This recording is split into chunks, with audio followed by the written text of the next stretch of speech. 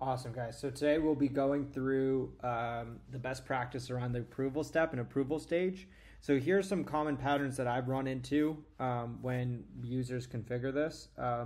There's two use cases. One is an approval in between steps. So like you want to validate something physically, like you might go out of harness, go look in the UI or of your app that's being deployed before you approve it and go continue.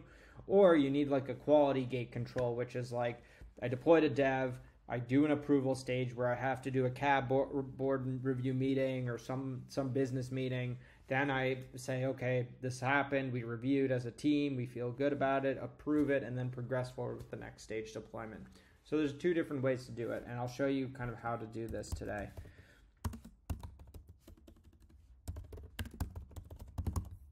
So we'll start off here. I'll do a deploy stage, be a Kubernetes deploy to dev.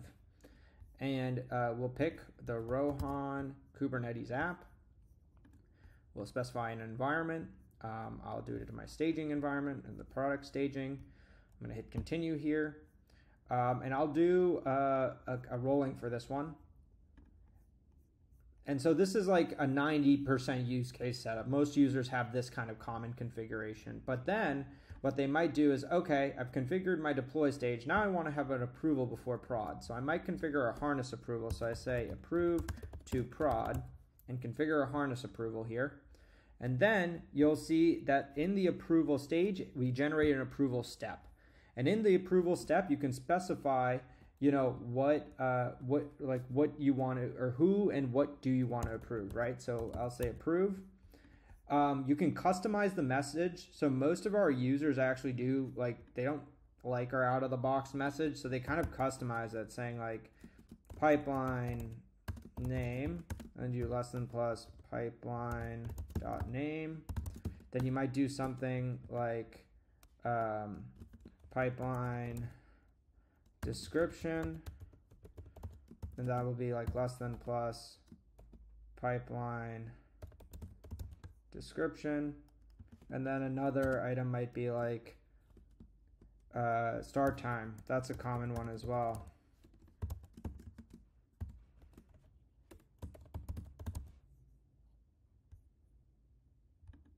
And then who it was triggered by.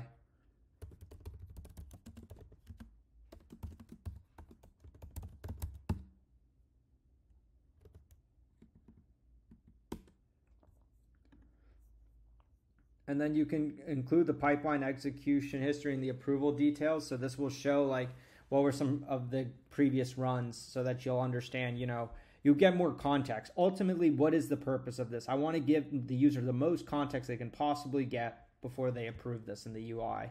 You can also select a user group. So at the account, org, or project, I'll just use my product management one. You can specify the number of approvers that are required. Usually most users use one, but if you have like to specify 2 or 3, you can do so. You can also disallow the executor from approving the pipeline. That's a common governance capability. So like some customers have like regulatory kind of needs where it's like, even though I click run on this pipeline, I might not be the one that can, approve it to production. I need someone else on my team to do so. So that's what this capability does. It's extremely powerful and really helpful for those use cases where you're deploying to prod and you don't want the user to like approve their own deployment to prod. You have some optional configurations, like what are some inputs you want to set. So you might set like, the name, which could be, my name, like the username that was used to trigger the pipeline, the email. Like you can have all those kind of attributes kind of mapped out in this step here. Oh, you can change that to email, right? So you can have all these inputs set up for you. And then lastly, I can do a deploy stage to prod.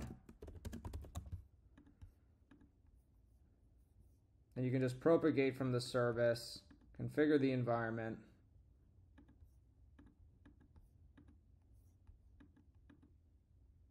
And that's your base use case here.